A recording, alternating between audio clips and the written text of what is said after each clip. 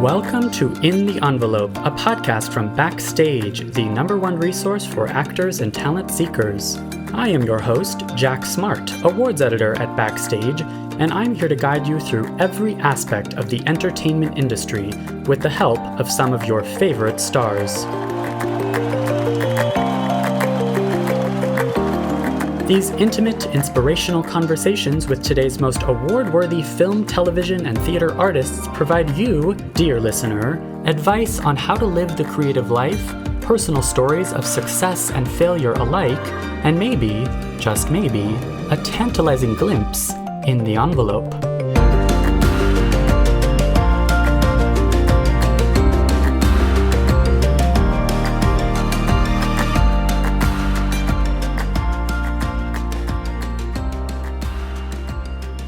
First things first, I do need to ask you, how exactly do you pronounce your last name? Go ahead and introduce yourself. Oh, sure. So, Christine McKenna Torella. McKenna Torella. Okay, this is what I thought. Okay, good. McKenna Torella, yeah. Uh-huh. And do you want to go ahead and give listeners your proper Backstage title? Let's just say casting specialist for right now, or you can just say Backstage casting specialist or expert, whatever. That's totally fine. I think we dropped the business development because I also think that that's being, dropped from what I do. But yes, it's indicative of the many roles you and many people who work at Backstage take on. Yeah. But yeah, I think for the purposes of this particular podcast episode today, welcome listeners, for October 1st, I would just love to introduce you as our Backstage casting insider. That's capital I insider, because you are fancy. Because for the purposes of this podcast, we want to get you on board to, let's explain to listeners what our schemes are here. Because the Backstage casting product, just the casting side of Backstage much better than I do. And we would love to hear about that aspect. Yeah, great. So, Jack, as you know, I came to Backstage about a year ago, and I have a casting background. So I've spent the last 10 years in casting in some capacity. I started as an intern. I worked my way up all the way to a casting director. So and cool. I've been in charge of many projects, right? So like from, Broadway to national tours, union, non-union things. I'm not sure if we want to go through my entire resume, but basically I started in commercials and I also worked in TV and film. So I have a varied career, which is really fun. And I started, I moved to New York in 2006 with 2 suitcases. Just 2 suitcases and the American dream. I'm from Northern Ireland originally. Yes. And I was going to acting school. So I started this journey as an actor and reading Backstage, the then newspaper. Exactly. Right. And there's the in. It's like, it's one thing to have this wealth of knowledge of casting, and it sounds like you are very well connected in the casting world. But the fact that you started on the other side of the audition table, that just means that listeners are going to get a lot out of your expertise, especially because a lot of our listeners are working actors. 100%. There is so much fantastic information in Backstage. Every time I do a workshop, regardless if it's for Backstage or before I joined the team, I would emphasize you need to be following Backstage. It's one of the many platforms you need to be following. And here's the beautiful thing. My first tip, if you will, on this podcast is follow us on social media. Completely free, right? Yes. You're already on social media. I know you are. I know you're mindlessly scrolling, just like me. Yes. And if you're following us, you will get the most up-to-date casting calls because we put them onto, our Facebook, our social media, our Instagram, etc. But you'll also get the articles. We share those amazing how-tos and all of the breaking stories will come into your feed organically. Like I say, it's by, you're kind of learning through osmosis, right? Like it just absorbs as you kind of go about your day. And I certainly, I follow Backstage as one of many resources. Yeah, it's amazing how it's a click of a button now. And you mentioned it used to be a newspaper. And it's, of course, it's been said on this podcast too, like I love asking guests about their history with Backstage. And I actually wanted to ask you the same thing. You said that you had a story involving the New York subway and Backstage magazine, Backstage newspaper. Right. So I've already revealed I went to acting school when I first moved here, and I lived on 96th Street, and so I got the 2-3 every morning to Midtown to the school that I was attending, the American Academy of Dramatic Arts. And it was winter time, when winter was really winter, if you will. I'll bring us all the way back, and it was freezing outside on the platform, but we were like a sardine, right. Sardine can when you get into the subway, just packed because it was rush hour. And I used to, let's bring in Backstage to make more sense of the thing. On my way to school, I would read Backstage newspaper. Yes. And don't tell the publishers, but it was actually my borrowed / perhaps stolen Backstage from my roommate at the time. Yes. So I had my roommate's Backstage in my hand, and I was reading the articles. I actually think it probably was in the back of it where all of the castings still live in the magazine. Indeed. And I, for the first time in my life, I really mean it, the first time in my life in public, I began to feel faint. Like I blacked out, like true to the word.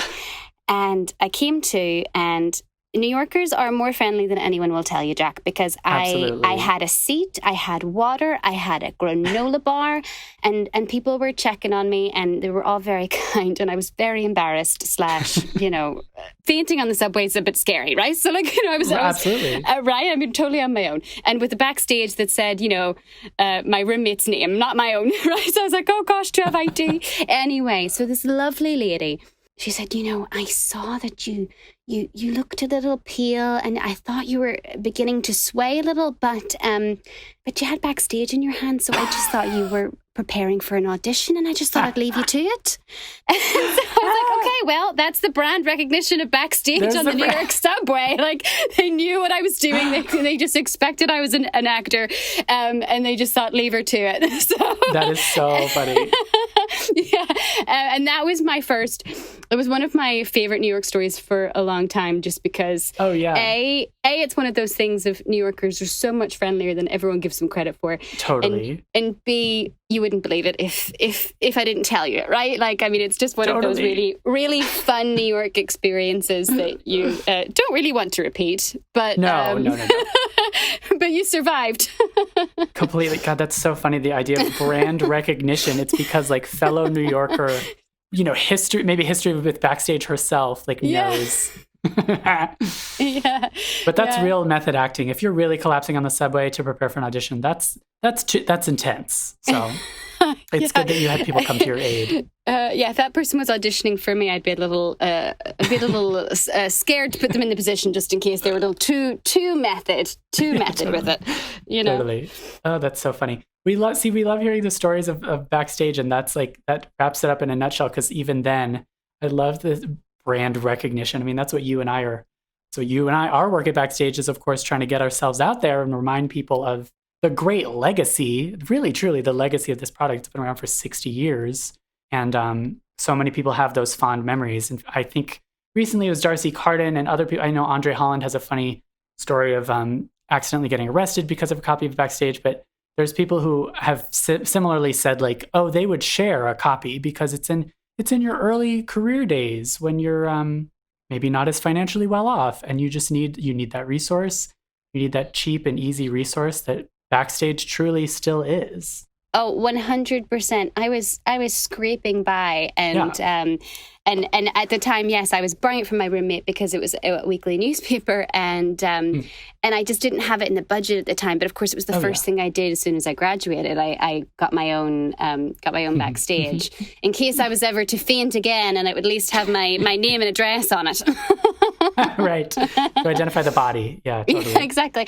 And what's fantastic is, the journey that I've seen the brand go on. Like I, of course, have those fond memories of like circling the back of the newspaper and highlighting all the jobs I wanted to apply for or go to, which was how you did it back when I started in 2006.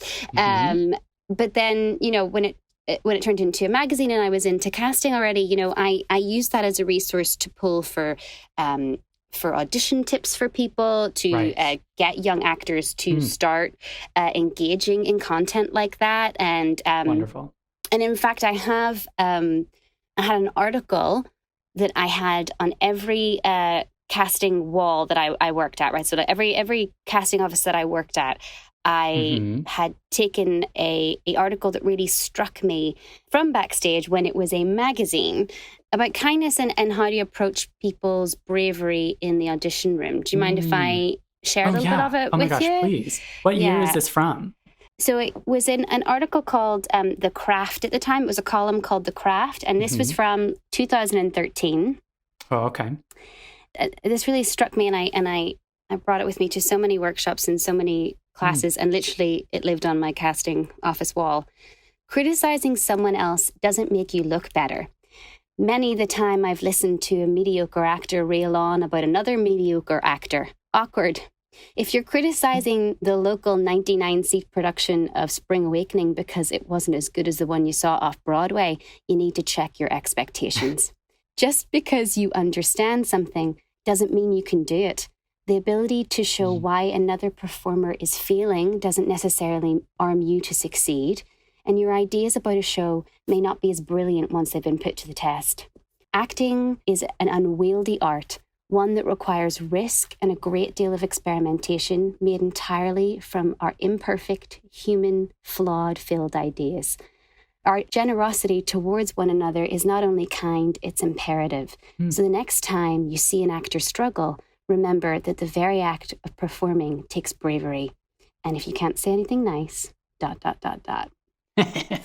Oh my gosh. See, okay, that is pure gold. That's actually like the exact kind of pure gold that I'm trying to get our, Emmy-nominated guests to deliver or whatever. That's exactly it. That's the whole point, right? Right. It sounds a little bit corny to say, like literally I had this column, I taped it up on my wall everywhere I went. But it's true, right? Like, and something, and I often do it with other articles too, but this one really struck me, struck a chord in me, and it informed how I worked with people. It informed how I expected others to work with me, and it was just such a beautiful gift. And so, like, Big Backstage is full of articles like this. Completely. Can you share with me? Do you know who Secret Agent Man is? I'm going to say that again. I do not. Okay, you do not know who Secret Agent Man is? I've worked here for 6 years and I've never known. That is the first question I asked when I joined. I literally went around all of editorial. I actually remember this, And I tried to find out who Secret Agent Man was because, like, I really like the article. I don't know if it's a woman or a man. I'm going to say he because, our picture, our little illustration is a guy. Totally. Yeah. But I really like him because he's so smart. For underrepresented people who don't have an agent or a manager yet, he is every week saying something really, really wise. And I used to point people to that column a lot too. I'd be like, absolutely. Yes, is it said with a pinch of salt and a little bit, he has a sense of humor, certainly. But that you're going to encounter a lot of people in the business with that type of sense of humor. So I think that Secret Agent Man is such a fun column, That's such a good point. I'd forgotten that is the first thing you did when you got here was like, you have to know the identity. Because Secret Agent Man, I don't know that we've talked about it on this podcast enough. It really is one of the best just columns at Backstage for that insider info. And it's been years. It's been years of a weekly column where he's never repeated himself. Yeah. He's never rehashed a topic. Like, he can come up with a new topic every week. And it's just nitty-gritty little details that actors, as you say, actors who don't have agents and actors who do need to know. What a great example. Yeah. Yeah, Yeah. And so, I've loved the stuff he's written on pilot season and, what not to do when you're looking for an agent. I think you're right. He never repeats himself. He's a great person to look at, great column to look at, Totally. And it's been interesting to, of course, see the recent, that's not the only example. There's other columns that have had to kind of adapt in the year 2020. In fact, I would love to kind of ask you, like, what is your job description and how would you say it's changed maybe after the pandemic? Well, sure. So I'm a casting specialist, and I normally do an awful lot of kind of workshops and outreach with creators of all types. So people that are veterans in the business, production companies that maybe are cutting out casting for the first time, maybe due to budget, which was happening before the pandemic too, Absolutely. And new creators, we welcome student filmmakers and new people to our platform that maybe haven't used a professional site before. So a lot of what I started doing when I first was with Backstage was kind of using what I knew about the audition space and incorporating that into kind of helping educate people about how to audition well, right? And then the pandemic happened and, we all had to pivot. Everyone in the business had to pivot. So I love what Backstage has done. So we had just launched a audition scheduler just for in-person auditions, which was exciting by itself because let me tell you, as someone that has done hours and hours of admin for casting, having the ability to schedule all of your actors in one place is immensely helpful. That's so interesting. Yeah. Yeah. So, but in March, we, as well as putting that scheduler out into the universe, we launched virtual auditions. So for safety, for budget, for fast and efficient auditions. Yeah. Which is the name of the game for sure. Yes. And what if this is the takeaway for this year? What if we don't have to meet in person for that first round of auditions anymore? We're going to be saving, if you think about small theaters who are very budget struck right now, for people that maybe don't live in big cities and can't get into auditions, but if the opportunity was available to them, they would be able to take it further if it was a callback or, something like that. And it's suddenly, the pool of talent that you can look at for a project is just blown open, right? So it's super exciting. So basically, again, you schedule all the talent through Backstage, and I've been helping work with the development team. I'm not smart enough to do any coding or anything like that, but I've been using my experience in the casting space to help inform where the virtual audition tool goes and how to make it as useful as possible to creators and casting directors. Right, to the casting admin, as you're saying, because you have that experience, right? Oh, right, yeah. I mean, hours and hours of work that's being saved. And it's just true that we have to keep up with the latest technology and the latest updates. And correct me if I'm wrong, a lot of these changes are already underway. We have obviously pivoted more in the pandemic, but I know that our voiceover profile was launched just beforehand. There were a couple of fortuitous changes that Backstage was already making in 2020 before this all hit. Very true. So that's something that's really key to Backstage if you're an actor, just to kind of pivot off what we were saying about creators. We saw a need for our actors to have an alternate profile is what we call it. So when you have a profile with Backstage, you can build a voiceover profile also. So if you have experience with voiceover or you want to be able to apply for voiceover jobs, we now have a profile that you can build that will really appeal to someone that's working in that space, right? So you need very different applications when you're looking for a voiceover artist, right? You don't need their headshot, right? You don't need a resume filled with their theater experience or anything like that. You probably just need a sample of them speaking, right? Yes. And again, it'll really vary project to project. But you're right. We had just launched the voiceover profile, which is so exciting because then, of course, this year, lots of productions were put on hold. But what we saw as a trend in casting was a lot of voiceover and animation work, because of course that can be done remotely, right? Whatever could be done remotely, people started to think really creatively in production companies and branding and commercials, especially in that space.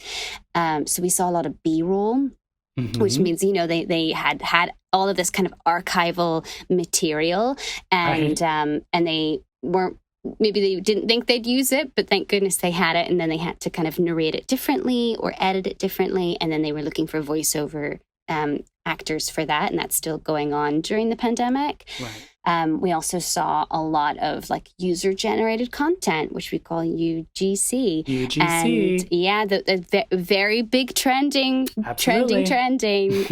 So just like the voiceover, it can be done from home. And so, and it's authentic, and you know, no one wants anything glossy right now, because things don't feel glossy. That wouldn't be how interesting. Yes, that wouldn't be appealing, you know. And it's so interesting to see the successes and the challenges that, especially commercial, which turns over so fast. What they've had to do to change what we consume, because I don't want to see the same type of advertising that I saw in 2019. You know, and you don't. You know, I doubt you do either. You know, like we live in a different world. I don't want to see, you know, people in large groups partying at a bar. Like, you know, I want to see someone in their PJs, because that's what it's been.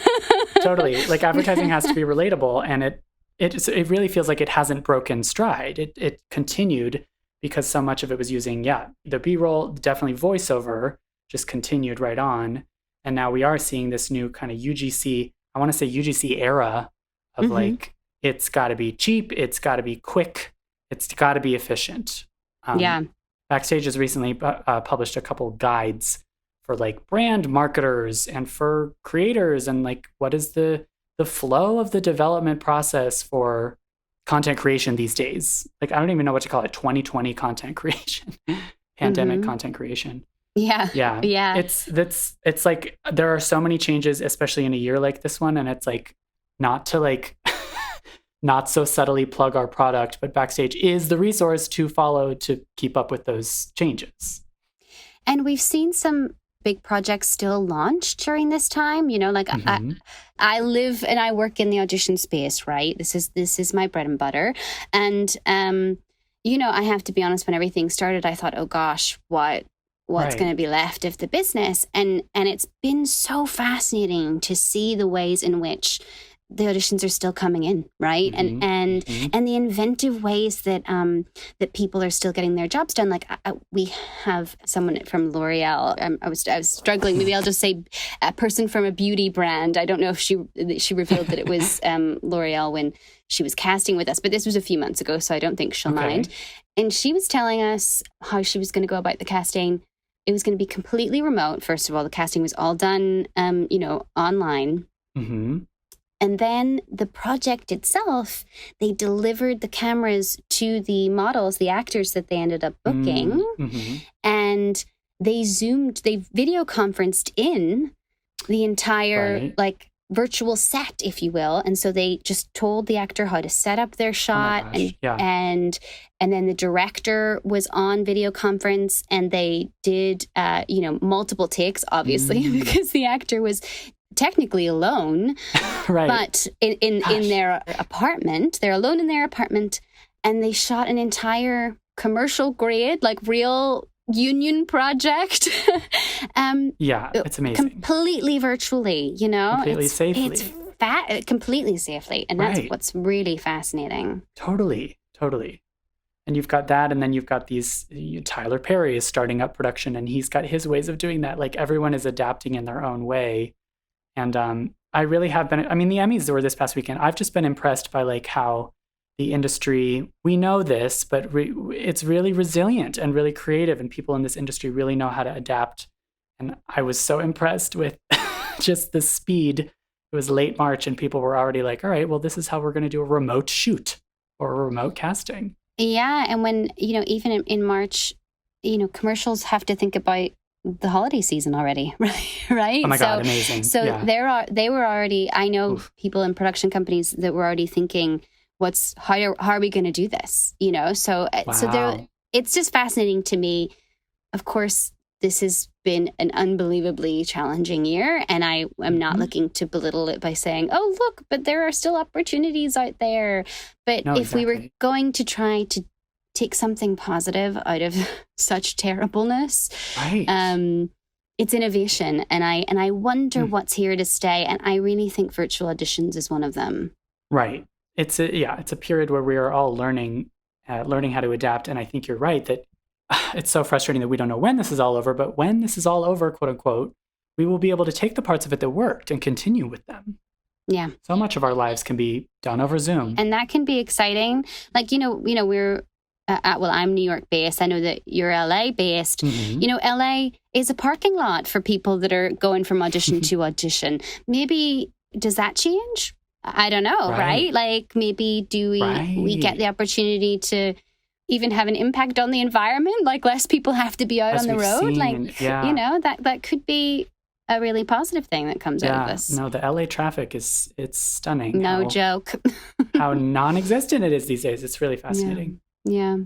Well, gosh, this is great because I think that every cheesy thing that is said on this podcast is cheesy as hell. And like the cheesy stuff totally works. And I also think that you're right that, of course, this year is so challenging and we are all so stressed and just undergoing these unprecedented, chaos or whatever. But it's also, this is the platform to talk about the silver linings and to kind of point them out. There are changes happening to the industry that absolutely will benefit us all long term. So how about we introduce to listeners this idea of like, first of all, I don't know what we want to call it, but I like the idea of calling you our Backstage Casting Insider. And I think that after every episode, after every interview and every episode before the credits roll, you are going to chime in, right? Yeah. And I think that the topics, you and I have this long list of potential topics for you to talk about. And each week, it's going to be a little bit specific to each week in terms of what's going on in the world of casting that week. We might mention our columns like Greenlit and What's Casting. But talk to us about what we think this... Katie Menard was joking it should be called Christine's Casting Corner. Yeah. Something Backstage Casting Insider is the segment. Yeah. So this kind of leads me to the next stage of what appealed to me and what I love about working at Backstage, right? I figured out really quickly that acting wasn't for me because I wasn't a very good auditioner and I wasn't I didn't empower myself in that way. And then when I got behind the casting table and first of all really took the seat and understood how much that was really my path. Right. I then realized, that actor that I was, right, I can empower those types of people, right? And I have a really great platform and I've 9 years of experience of casting and all of the different places I've been from commercial to TV, film and theater. I've always, we've spoken about it a little bit with the column. I've always tried to bring kindness and knowledge and share the things that I know. And so I'm super excited to, come in and come into everybody's ears once a week and just give a few tips. Like, we have so many projects that are going on that might feel a little bit like, is that for me? And, there's a lot of turnover in this business. And I just want to give the power back to you guys. I want you to feel prepared. I want you to feel like you can put your best foot forward and that you can really launch your career, even in a pandemic, right? Like there are lots of things that we can be doing to further our careers and our goals as actors. And so that's what I want to do. That's what we want to do. We want to tie in, a little bit of our expertise in-house, Exactly. And that's what I'm looking forward to. Thank you for using the term expertise in-house. Yes. I was trying to figure out how to work that in somehow. Yeah, because I really think that this podcast is, like many other products or columns or parts of Backstage, this podcast is a guide. And it's a guide for those who want to live the creative life and to live a life in the arts, the nitty-gritty of how to do that. And also, as you're saying, the inspiration to get people to do it. And so the way I'm seeing this segment that falls after the interview that we will start hearing next week going forward is that it's sort of like a listener is introduced to the guest or the theme of that week's episode. They hear from the guest or that theme. It's inspirational and it's informative.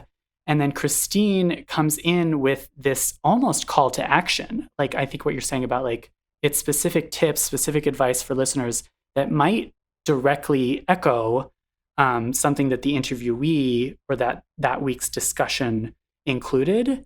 And so now what do you want to do with that inspiration and that enlightenment that you have? How do you turn that into, I don't know, into success, into an Emmy, into an Oscar, Right. And your knowledge of Backstage is like the answer to that question is like use Backstage. For those who are not signed up for Backstage, sign up for Backstage.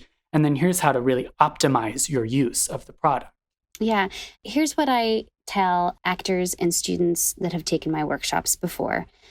Everyone you admire, from Oscar winners to, someone that you saw in a theater piece that moved you, everyone you admire that works today started with a resume that was as empty as yours might be, right? Totally. And if they had stopped when someone told them they weren't good enough, or if they had stopped because they didn't believe in themselves, they wouldn't have those Oscars. You wouldn't have seen those performances. You wouldn't have the inspiration. And so it's inside everybody, right? And I think that information and the type of editorial that we have on Backstage, first of all, it's all free, which is amazing, right? Is such a resource. And I'm always trying to get people to open the magazine and make sure that they explore every page. Totally. To arm themselves with the information. Yeah. And really just prepare for that opportunity. I mean, as you're saying, perseverance, we've heard it on this podcast so many times. Perseverance is so key, but I think a necessary ingredient in as you are trying to persevere is inspiration. Is being inspired by another performance or by another's career. Yeah, 100%. And, we're a really great starting point for people's careers, but we're also a great point in mid-careers and late careers. We have the jobs on the site for everybody, So, yeah. And I don't know. Should we offer to take questions? Would our listeners like to have the opportunity to offer up what they don't know that they'd like to know more about? Because I'd love to prepare the material with that in mind. Yes. I think that as going back to your original point about this, following Backstage on social media, listeners, if you have a question that Christine is super equipped to answer, be it, nitty gritty about a backstage.com, setting up a profile, all the way to, maybe a bigger question about how to set up a demo reel, reach out to us on social media. The other thing we wanted to mention was I Got Cast. Yes. I Got Cast is our column. I believe it's been mentioned on this podcast before, but it's one of our Backstage editorial products that allows users of Backstage to explain how they booked a job via Backstage. And there is a dedicated email address for people to submit themselves. It's igotcast@backstage.com. So if you're listening to this now, and first of all, if you've not been featured in I Got Cast and you would like to be, or you would like to be featured on this podcast in some way, feel free to reach out to that email address. And yeah, I think, Christine, we can set up a system where maybe in your segment, you are addressing questions in that area. Maybe we're even interviewing some of those people. Just another way to kind of connect the dots between aspiring actor with a blank resume, as you say, to Backstage, to successful career. Yeah, I'd love that. So I'd love to take any questions that people have. And I'd love to make that a guide for this podcast. We have a lot of material that we've already kind of planned that we'd love to talk about. But it's great to hear, what you guys would like to know more about, because that's why we're here. Totally. Yeah. We want to have our finger on the pulse, and that it would be so valuable to hear from working actors who listen to this podcast. Yeah. I'm always telling people that, just preparation is key. So there are so many ways that you can use the knowledge that's already out there to audition better, to book more jobs, to feel more confident when you go into an audition space. May it be virtual or, a self-tape that you're being asked to put together, or if it's, one day soon, fingers crossed, a real in-person audition. Right. One day. Yeah, it's going to be so fascinating to see how this all how this all changes. I mean, going back to this idea that Secret Agent Man never speaks of the same thing twice, I really think that your segment, your Backstage Casting Insider segment, whatever we want to call it, will certainly never be the same thing twice. You're going to be covering all kinds of different territory there. Yeah, well, the business keeps on moving. So right. There's always something to report on, for sure. Yeah, that's part of the beauty of it. So I'm really excited to have the opportunity to, reach more ears. Ooh, and I don't know if we were going to mention this or not, but a resource that's coming out next week, I think, is the College Guide. Yes, indeed. Next week is College Guide week. Yeah. And the College Guide is such a valuable resource if you are thinking about school or that's something that you can afford to do or you want to be able to afford to do and you want to look into your options. The College Guide is so, so valuable.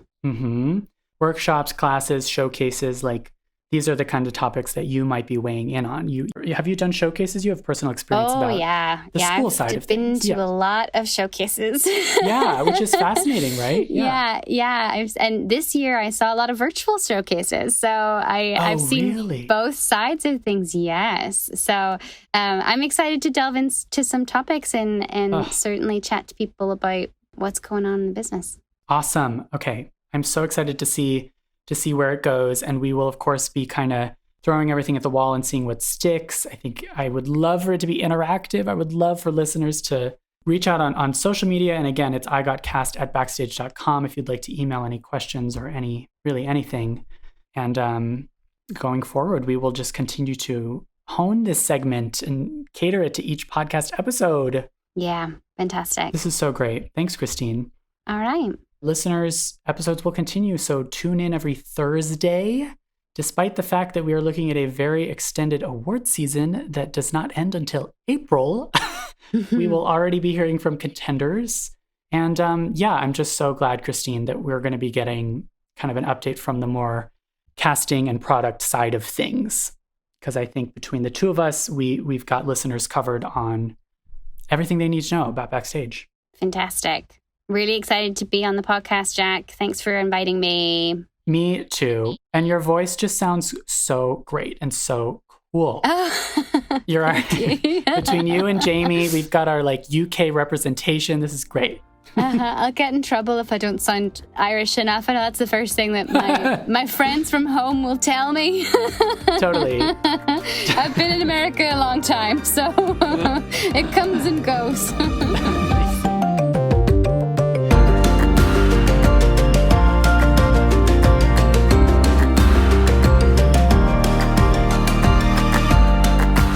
In the Envelope is recorded at Lotus Productions and Hyperbolic Audio in New York City, and Soundbox LA, Mark Grouse Studios, and Buzzies in Los Angeles. Thanks as always to our producer extraordinaire, Jamie Muffett, and to the team at Backstage, Samantha Sherlock, Mark Stinson, Caitlin Watkins, and of course, Kasey Howe. Visit Backstage.com, and don't forget, you can subscribe to Backstage by using the code ENVELOPE at checkout for a free trial. That's right, 100% free. For more exclusive content, join us on Facebook and Twitter at In the Envelope, and subscribe, share, and leave a comment. Who would you like us to interview next? Thanks for tuning in. We'll see you next time for another glimpse in the envelope.